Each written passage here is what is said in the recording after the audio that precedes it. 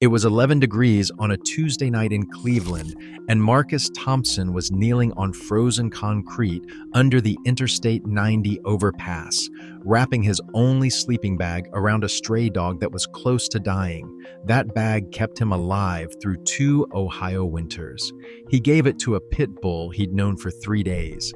3 months later, that same man was running a heated animal shelter out of a converted school bus on the east side of Cleveland. He'd built raised sleeping platforms for 11 dogs, rigged a propane heating system that held 60 degrees through an Ohio winter, and set up a feeding and care routine so structured that a retired plumber showed up just to volunteer. The whole thing cost him $300. And when the city tried to shut him down and tow the bus during the coldest week Cleveland had seen in 3 years, what happened next put his story in front of millions of people and turned a code enforcement complaint into something no one at City Hall was prepared for. Marcus is a combat veteran, 2 deployments to Afghanistan, a combat action badge, and a brain that wouldn't stop replaying the worst moments of his service at 3 in the morning. When the Department of Veterans Affairs put him on a 4-month waiting list for mental health treatment, everything fell apart. Job, apartment, car, gone in that order. By the time he found himself sleeping under the Interstate 90 overpass, he'd been on the street for 2 years. But something happened under that overpass in January that changed everything. And it started with giving away the one thing keeping him alive to a dog he'd known for 3 days. That January night under the overpass was the kind of cold that doesn't feel like cold anymore. It feels like pressure, like the air is trying to crush you into the concrete. Marcus had been sleeping under Interstate 90 for 7 months by that point. He knew the rhythm of the overpass, which spots stayed dry when it rained, which side blocked the wind depending on whether it came off the lake or from downtown, which hours the traffic above thinned out enough to actually sleep. He had served 8 years in the Army, 2 combat tours in Afghanistan, running supply convoys through mountain passes where improvised explosives were buried in the dirt roads like landmines. He lost 2 men from his unit in a single week during his second deployment. One of them had been sitting 3 feet behind him when the blast hit. Marcus walked away from that explosion with shrapnel scars on his left arm and a ringing in his ears that never fully went away. The Army taught him how to survive in hostile territory. Nobody taught him how to survive coming home. The transition was supposed to be straightforward. File your paperwork, use your GI Bill, get a job, start over. That's what they told him at the out-processing briefing on base. Nobody mentioned what happens when you can't sleep for more than 2 hours at a time, or when the sound of a car backfiring sends you diving behind a parked truck. His supervisor at the warehouse told him he was scaring the other workers. His landlord filed eviction papers 6 weeks after that. The car broke down outside a Walmart. The bus stop bench came next, then the shelter cot, then the overpass. But here's the thing about Marcus that most people miss when they hear this story. 2 years on the street hadn't broken him. What almost broke him was the feeling that he had no one left to take care of. In the Army, his entire purpose was making sure everyone in his convoy got home safe. Under the overpass, his purpose was nothing. He was responsible for no one. And for a man wired to protect people, that emptiness was worse than the cold. The pit bull changed that. She showed up near the overpass in early January, skinny and shivering, with a chain mark around her neck where someone had tied her up and walked away. Marcus started feeding her scraps from the soup kitchen. Within 3 days, she was sleeping beside him on the concrete.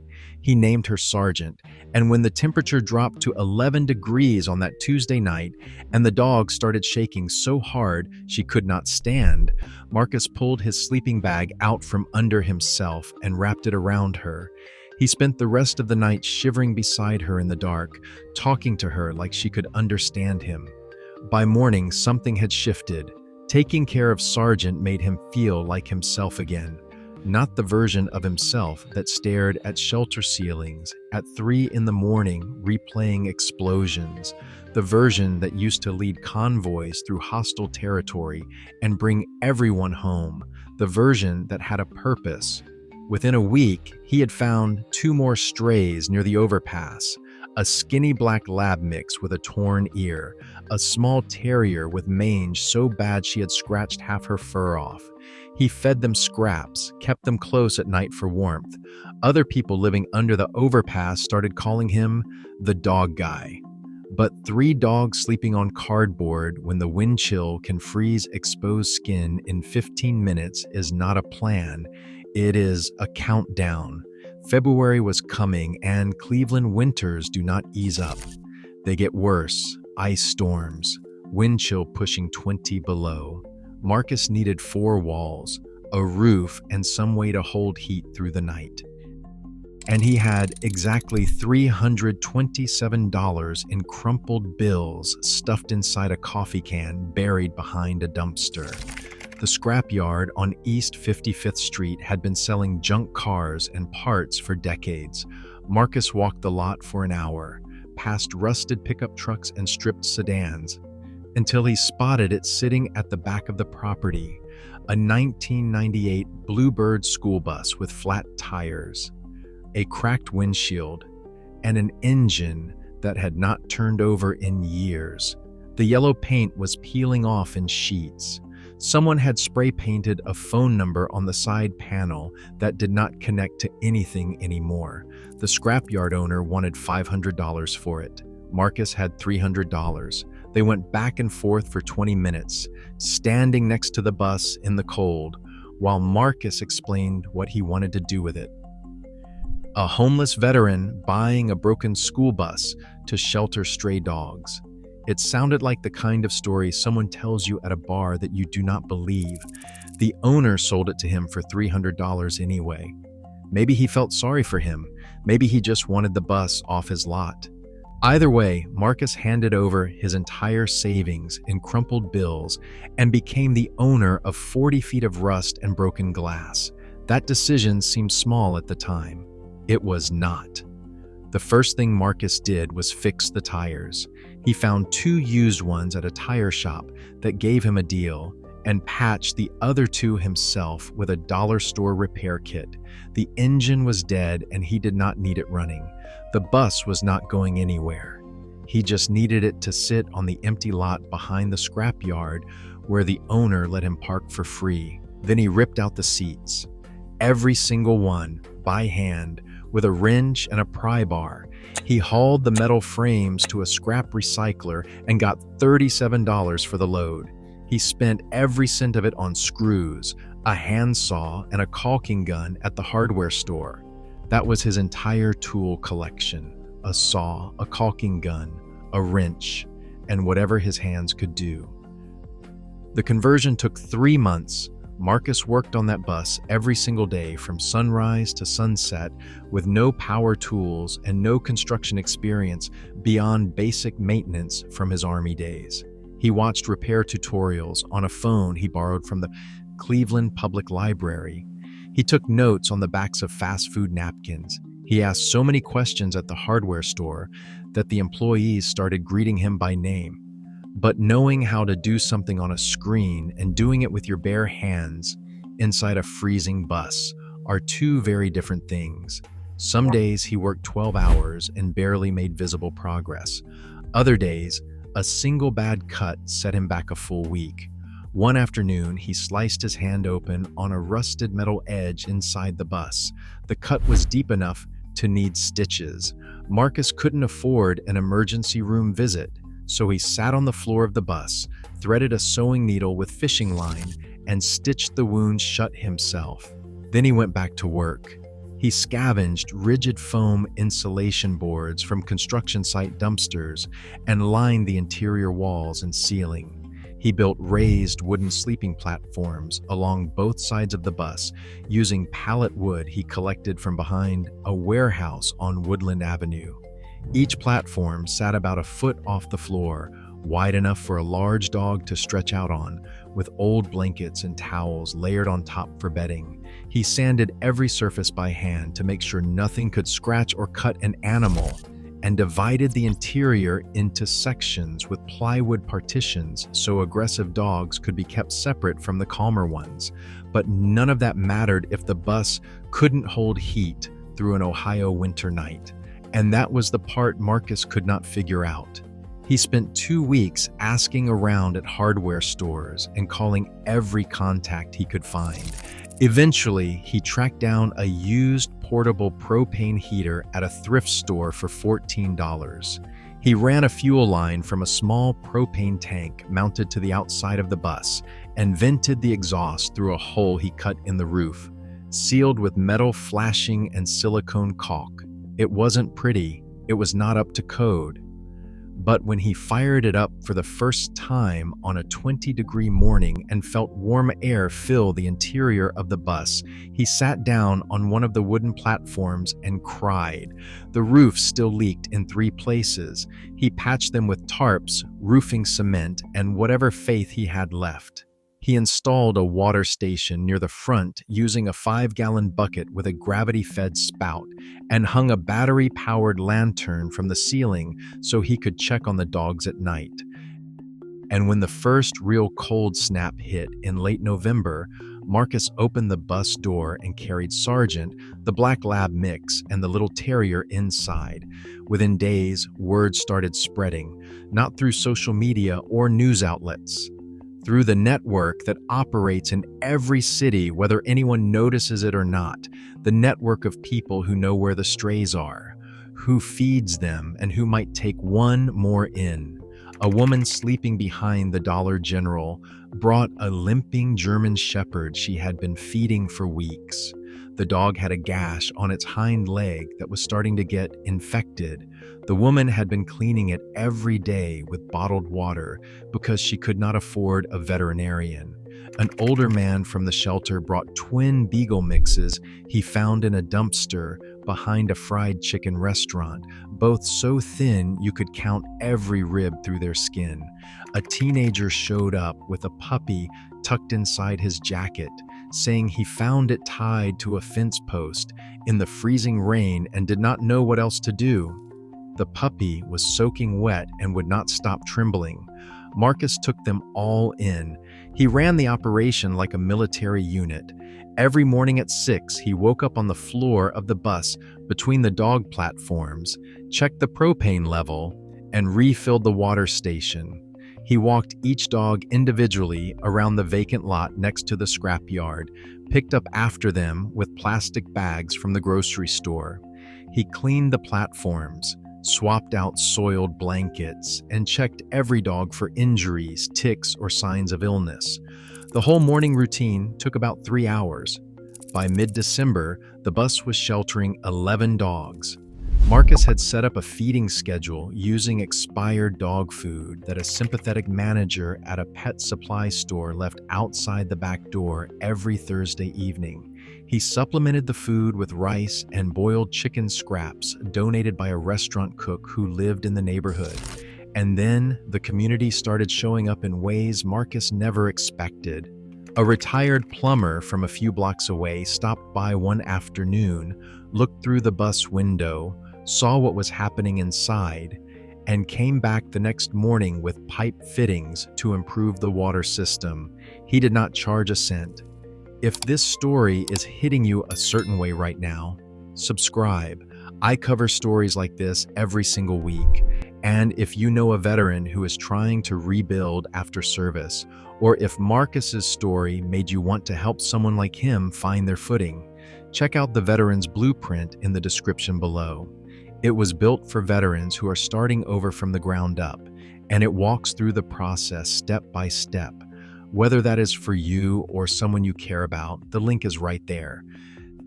Now, not everyone in the neighborhood was happy about a converted school bus full of stray dogs parked on a vacant lot on East 55th. A complaint was filed with the city's Code Enforcement Office in early January. The complaint cited an abandoned vehicle, unsanitary conditions, and potential zoning violations.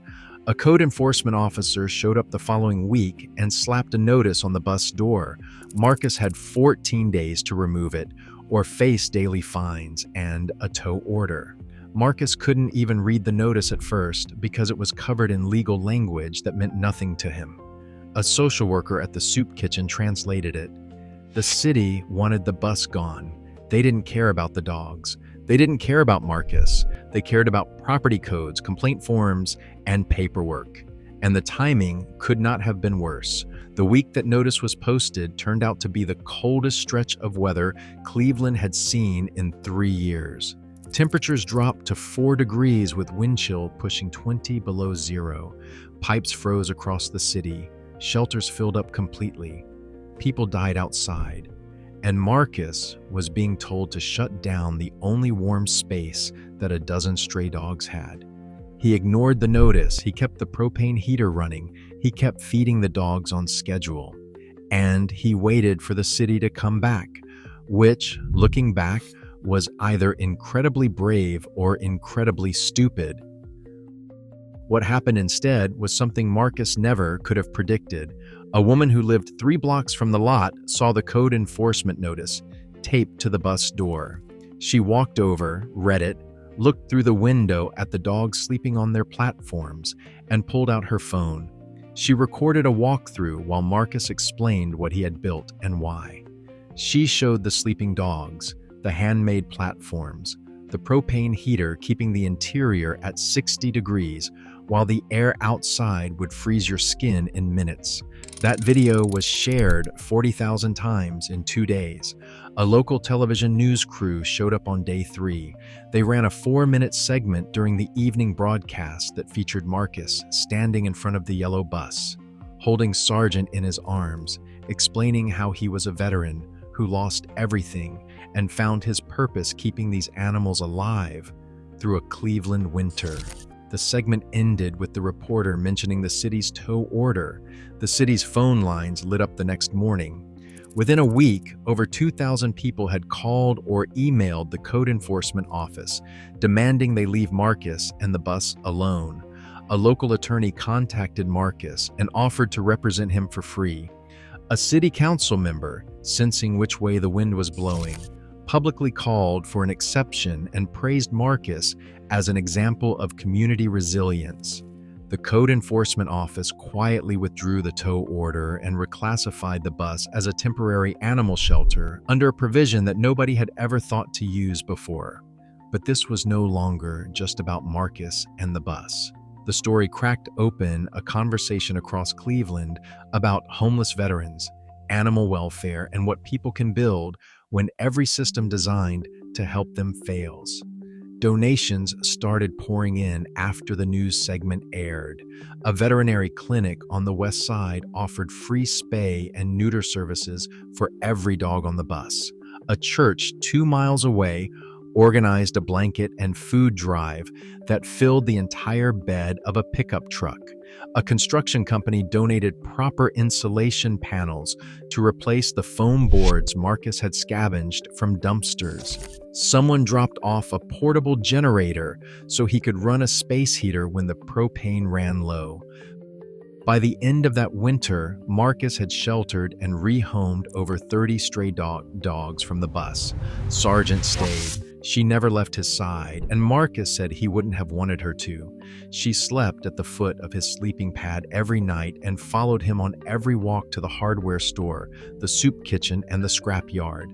The little terrier with mange grew her fur back completely and went home with the retired plumber who had fixed the water system. He named her Copper and brought her back to visit the bus every couple of weeks. The German Shepherd with the infected leg went to a family with 3 kids who drove 40 minutes across Cleveland to pick her up after seeing the news story.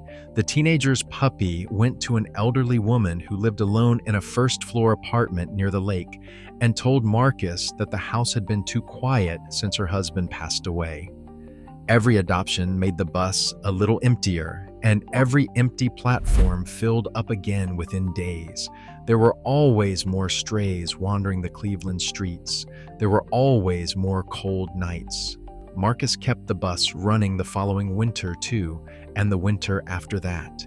He partnered with a local animal rescue organization that helped him screen adopters and keep medical records for each dog that came through. A veterinary technician volunteered her weekends to do basic health checks on new arrivals. Marcus learned how to administer flea treatments, clean wounds, and recognize the early signs of parvo and kennel cough. And then he started doing something no one asked him to do. He began mentoring other homeless veterans in the area, showing them how to find purpose in something outside themselves when everything internal feels broken. Two of those veterans eventually started their own small animal rescue operations in neighboring cities, using Marcus's bus as the model. One rebuilt a shipping container, the other fixed up an old RV donated from a junkyard. The work was not glamorous, it was messy and exhausting and smelled exactly how you'd expect a bus full of rescue dogs to smell. Marcus still didn't have a permanent address. He still relied on donations to keep the animals fed and the propane tank filled. Some weeks the money ran out before the cold did, and he'd burn whatever he could find to keep the bus warm through the night. Think about that for a second. A man who couldn't feed himself, making sure a bus full of abandoned dogs stayed warm through an Ohio winter. There's a moment in this story that sticks with me more than the donations or the news coverage or the city backing down. It's a small thing. Marcus once told a volunteer that the reason he started saving dogs wasn't because he loved animals more than anyone else. It was because he understood what it felt like to be outside in the cold, knowing that nobody was coming for you. He said the only difference between him and those dogs was that the dogs never gave up, hoping someone would show up. And he figured the least he could do was be the person who actually did. I'll see you in the next one.